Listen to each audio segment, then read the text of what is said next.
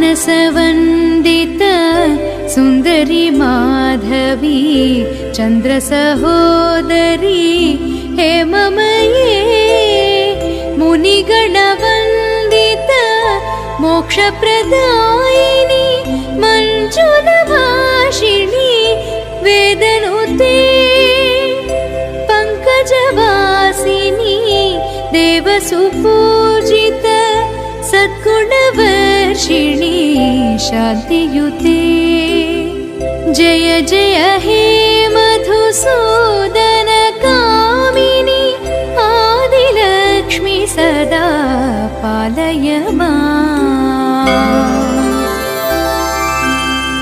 I कलिकल्मष नाशनि Kamini